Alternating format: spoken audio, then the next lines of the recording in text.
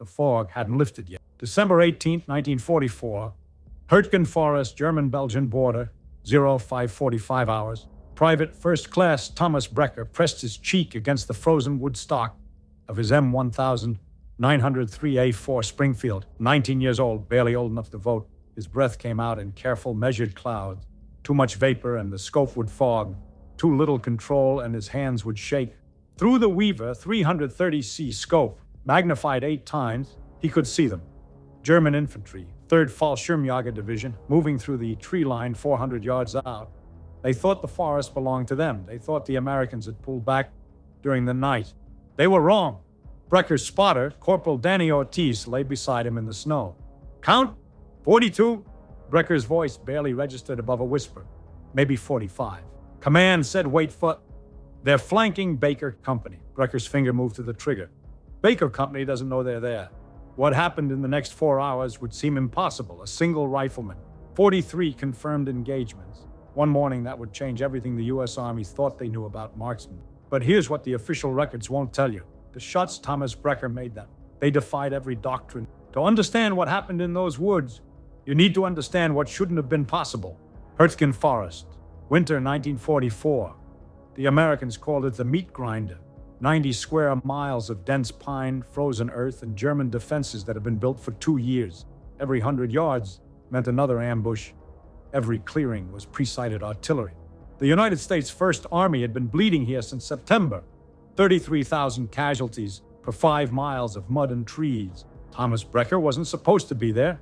He'd enlisted on his 18th birthday, September 1943, straight out of a lumber town in northern Michigan. 5'8", 147 pounds, couldn't play football because of his asthma, but he could shoot. His father had taught him to hunt white-tailed deer in the Upper Peninsula forests. Terrain not unlike Hurtgen. At 14, Thomas could put 3 rounds through a playing card at 200 yards. By 16, he was out shooting his father's entire hunting pod. When the Army tested him at Fort Benning, the range instructor thought the target scoring was wrong. 10 rounds, 10 centimass hits at 300 yards with iron sights in a Georgia crosswind. They sent him to sniper school at Camp Perry. Traditional sniper doctrine said you needed 2 things, patience and position. Find an elevated hide, wait for targets of opportunity. 1 shot, maybe 2, then displace before enemy mortars found you. Thomas Brecker was about to throw that entire doctrine in a dumpster fire. On the evening of December 17th, Baker Company, 2nd Battalion, 22nd Infantry Regiment, had pushed to within 800 yards of a German supply route. If they could hold that position through the morning, American armor could exploit the gap. But intelligence had missed something. The Germans were moving a full company of Fallschirmjäger, paratroopers, elite troops, through a parallel forest corridor. They planned to hit Baker Company from the north at dawn, surround them, cut them off. Battalion headquarters learned about the German movement at 0400 hours. Too late to reposition Baker Company, too late to bring in artillery without risking friendly casualties. The S2 intelligence officer looked at the map and said what everyone was thinking. Baker's going to get massacred. That's when Captain Mitchell, the battalion operations officer, made a decision that defied every standard procedure. We've got that kid sniper, right? Brecker? Sir, 1 rifle isn't going to... Get him up there. Now! Thomas and Danny reached the position at 0530. 15 minutes before the German advance. The spot was all wrong for a sniper hide. No elevation, no concealment overhead. Just a collapsed stone wall, maybe 3 feet high, at the base of a ridge. Behind them, Baker Company was dug in 400 yards south, completely unaware of what was coming. This is suicide, Danny whispered, setting up his M1917 spotting scope. We should be on that ridge. Ridge is 600 yards back. Can't see the approach from there. Thomas was already laying out his ammunition. 50 rounds, 5 clips of 5, plus 25 loose cartridges. We stay here. They'll spot us the second you fire. Then I better not miss. Through his scope, Thomas studied the terrain. The German approach would funnel them through a natural corridor, trees too dense on both sides to maneuver. They'd come in a column, maybe 50 meters between elements. If he was fast enough, he could engage the column before they realized what was happening. If his first shots were perfect, they'd think they were under fire from multiple positions. Confusion might buy minutes. Minutes might save Baker Company. Danny checked his watch. 5 minutes. Thomas settled his breathing. His heart rate was 72 beats per minute. He'd trained himself to fire between heartbeats. The moment of perfect stillness, the fog began to thin, and then he saw them. Through the Weaver scope, The German point man materialized like a ghost, 430 yards, moving left to right, Fallschirmjäger insignia visible on his winter smock. Standard engagement range for an M1903A4 was 300 yards. At 4:30, with cold affecting the powder charge, with wind gusting at 8 to 12 miles per hour through the trees. Danny's voice barely audible. Wind from left, maybe 10 miles per hour. Range 430. You need to hold. I know. Thomas had already calculated it. In his mind, he could see the bullet's arc. The M1903 fired a .3006 Springfield cartridge, 2,700 per second. At this range, drop was 43, another 14. He aimed 18 inches left and high.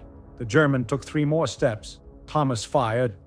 The rifle's report cracked through the forest like a thunderbolt. The recoil slammed into Thomas's shoulder. 7.2 pounds of force he'd felt thousands of times. Downrange, 430 yards away, the German point man's helmet spun off his head. He dropped like someone had cut his strings. Boom! 1 down. 41 to go. Thomas worked the bolt. The spent brass ejected, tumbling through the air, landing in the snow with a hiss. Fresh round chambered, sight picture acquired. The German column had frozen, exactly what Thomas expected. For 3 seconds, they'd be confused, looking for the threat, processing what just happened. 3 seconds. Thomas put those 3 seconds to use. Second shot, German squad leader, 450 yards, reaching for his radio. Through the scope, Thomas could see his mouth opening, probably screaming grid coordinates. The bullet took him in the upper chest. The radio fell into the snow, still transmitting. Third shot, machine gunner, attempting to set up an MG-42 behind a fallen log. 460 yards. The weapon was Germany's most feared tool, capable of 1,200 rounds per minute. It could shred Baker Company's position in second. Thomas's round hit the gunner before the bipod was even deployed. Fourth shot, officer with binoculars 440 yards scanning for the shooter's position. Fell backward into 2 of his own men. Danny's voice had changed, no longer worried, stunned. 4 for 4, they don't know where you are. They're looking at the ridge. Thomas was already lining up number 5. The German formation was fracturing. Some soldiers hit the ground. Others were trying to return fire, but they were shooting at shadows, at the ridgeline 600 yards back, not at the collapsed stone wall where Thomas lay perfectly still. Fifth shot, radio man attempting to call in mortars, 470 yards, the longest shot yet. Thomas held 2 feet high and left. The radio man went down and the radio died with him. Jesus Christ, Danny whispered. They think they're surrounded. He was right. The Germans were reacting like they were under fire from multiple directions. Some were taking cover, facing the ridge. Others were swinging their rifles toward the tree line to the east. No one was looking at the low stone wall, but Thomas knew his time was running out. Every muzzle flash was a signature. Every shot increased the probability of detection. The Germans had excellent snipers too. Men like Josef Allerberger and Matthaus Hetzenauer had made the Eastern Front a nightmare for Soviet infantry. Eventually, someone would triangulate his position. He kept firing. 6th shot, 7th, 8th. Each shot was a calculus problem solved in real time. Wind, range, temperature. The cold was affecting the powder. His rounds were hitting 6 inches lower than they should. He adjusted. 9th shot, 10th shot. Thomas's rifle was heating up despite the cold. The barrel was designed for precision, not volume. Every round degraded accuracy slightly.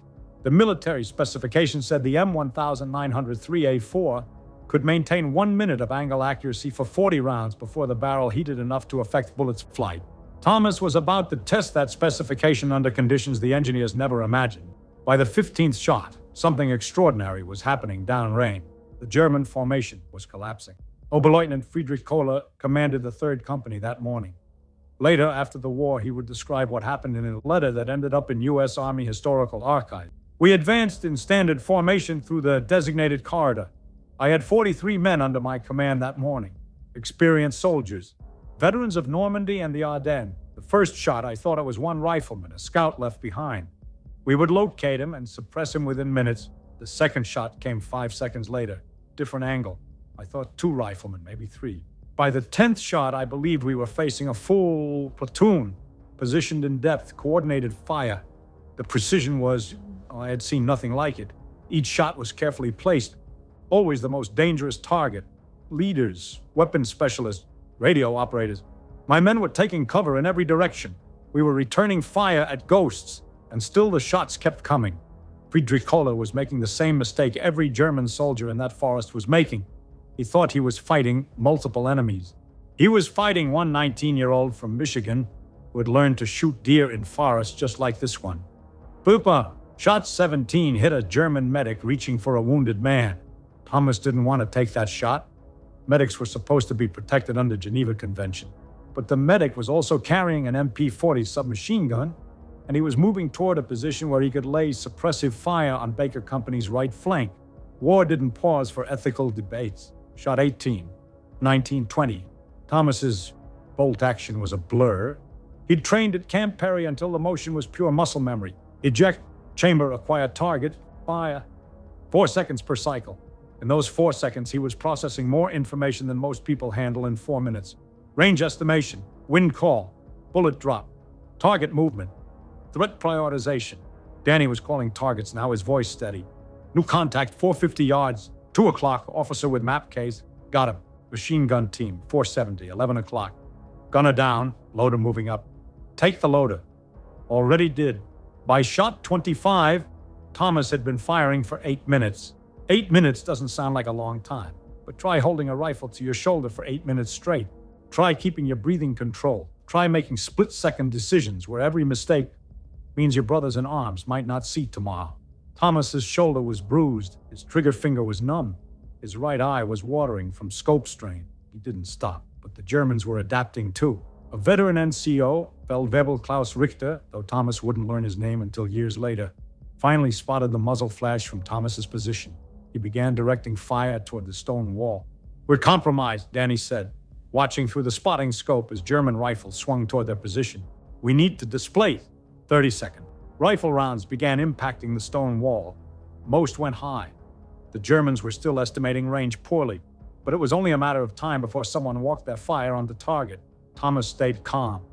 Hürtgen shot 26, the NCO who'd spotted him, 440 yards, through a gap in the trees. The man had been smart, disciplined, dangerous, but not fast enough. Shot 27. A rifleman with a Panzerfaust anti-tank weapon. If that thing got a clear shot at Baker Company's position, it could take out an entire squad in their foxhole. 28, 29, 30. They're bringing up a mortar. And his voice had urgency now. 600 yards back. They're setting up. Mortars meant area fire. They didn't need to see Thomas to end it. They just dropped rounds on the general area until nothing was left but craters. Thomas made a decision. Call Baker Company. Tell them to move now. German formation is broken. Windows open for 30 seconds. What about us? We're staying. Tom? Call it in. Danny grabbed the radio while Thomas kept firing. Shot 31. The mortar team's gunner, 620 yards. The longest shot of the morning. Thomas had to hold 3 feet high and 20 inches left. The bullet took 0.5 of a second to reach the target. An eternity in ballistic terms. In that half second, the target could move, the wind could gust, a branch could fall. The shot connected. The mortar too fell over. But there were more mortars, more machine guns, more German infantry, still combat effective. Thomas's rifle was hot now. He could feel the heat through the handguard. The barrel was expanding microscopically, changing the harmonics of the shot. His groups were opening up. Instead of 1-inch precision at 100 yards, he was probably getting 3-inch groups now. At 400 yards, that meant his margin for error was shrinking. Through his scope, Thomas saw Baker Company moving. They were using the confusion, breaking cover, rushing forward to more defensible positions. His shots had bought them that window, but now the Germans saw them too. An MG-42 gunner that Thomas had missed earlier swung his weapon toward Baker Company. The machine gun cyclic rate was so high it sounded like ripping fabric. Tracer rounds streaked toward the American position. Thomas put his crosshairs on the machine gunner. Shot 37. The gun went silent. But firing that shot gave away his position completely. A German squad leader saw the muzzle blast, shouted coordinates, 20 rifles oriented on the stone wall. We gotta move, Tom, now. 10 more seconds. Those 10 seconds felt like 10 hours. Shot 38. A German sergeant organizing a counterattack against Baker Company's new position. Shot 39. A rifleman with a grenade, arm pulled back, ready to throw. Shot 40, another machine gunner. The stone wall around Thomas began to disintegrate under German fire. Chips of rock peppered his helmet. A round passed so close to his head, he felt the pressure wave. Danny grabbed his shoulder. We're leaving or we're dying here. Thomas fired 3 more shots in rapid succession. 41, 42, 43. Then he grabbed his rifle and rolled backward into the depression behind the wall. Seconds later, German mortars began landing where he'd been lying. Baker Company held their position. The German flanking attack disintegrated. Of the 43 men in that false Schirmjäger company, Thomas Brecker had engaged 43 targets, 43 shots fired, 43 hits, confirmed by Danny Ortiz and later by S2 intelligence when they swept the area. Not a single miss. The German unit withdrew in disarray. They never threatened Baker Company again. That morning, Thomas Brecker had done something that shouldn't have been possible. 1 rifleman, 4 hours, 43 confirmed engagements at ranges and under conditions that pushed the M1000 903 A4 Springfield to its absolute limits. But here's what makes this story even more remarkable. When Thomas returned to battalion headquarters, covered in rock dust and with his shoulder black with bruising, Captain Mitchell asked him to demonstrate his shooting at the range. Thomas picked up his rifle, walked to the firing line, and couldn't hit a target at 100 yards. His hands were shaking so badly he couldn't hold the rifle steady. I think I'm done for the day, sir, he said. Later, when Army analysts tried to understand what Brecker had accomplished, they discovered something fascinating. During the engagement, Thomas's heart rate never rose above 82 beats per minute. That's barely elevated. Most soldiers in combat see heart rates of 140, 150, even 170 beats per minute. Thomas had entered what psychologists now call a flow state. Complete absorption in the task, time dilation, heightened awareness, zero anxiety. The moment the shooting stopped, his nervous system caught up with what he'd done. The adrenaline hit like a freight train. The shaking hands, the elevated heart rate, the psychological price of 4 hours of perfect concentration under perfect terror. Thomas Brecker survived the war. He returned to Michigan, worked in a lumber mill, coached youth shooting sports. He rarely talked about Hurtgen Forest. When historians found him in 1983 and asked him about the miracle morning, as it had become known in military circles, he was uncomfortable with the attention. I was just doing my job, he said. Danny was the real hero. He kept me focused, kept me breathing. Without him, I don't make 10 shots, let alone 43. Danny Ortiz became a teacher in Arizona. He and Thomas stayed in touch for 60 years until Danny passed away in 2004. Friedrich Kohler, the German officer who survived that morning, eventually met Thomas at a Veterans Reconciliation event in 1991. They shook hands. Kohler said in careful English, "I have wondered for 47 years, one man." Thomas nodded. "That's impossible," Kohler said. "Yeah," Thomas replied, "it probably was." Thomas Brecker died in 2009 at age 84. At his funeral, 43 veterans attended, men from Baker Company and their sons and grandsons. Men who'd survived that morning because a 19-year-old from Michigan made 43 impossible shots. The U.S. Army marksmanship unit still studies that engagement. They've tried to replicate it under controlled conditions with modern rifles, with computer-aided ballistics, with professional shooters.